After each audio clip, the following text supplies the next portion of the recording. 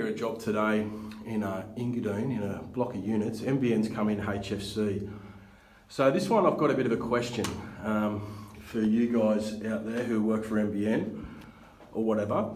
But I've done quite a few of these apartment installations, but generally what happens is NBN will do ducting all the way along and then like leave a little box at the front of each unit. But for this one, this is a three-storey building. They've just put on the top story the NBN breakout box here, and there's no Foxtel cabling inside this apartment, so we can't take advantage of Foxtel cabling.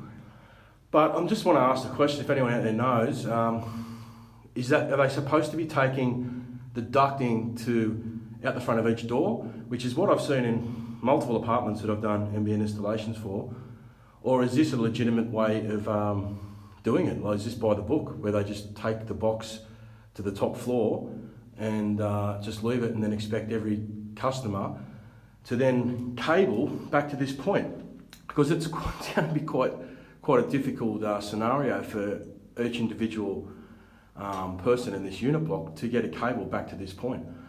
So most of the places I've seen, like I said, NBN's run the ducting, they've taken it out the front of each door. So I'm just asking the question, if anyone out there knows, can you just leave in the comments underneath, let me know what's going on so I can pass this information on to our customer.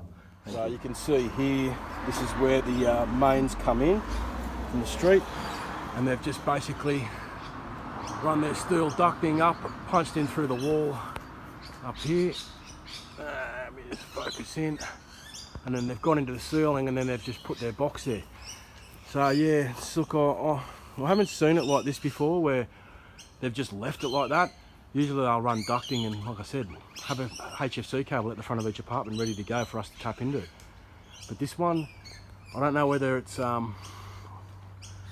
legit or not. So yeah, come on community, let us know. Thanks.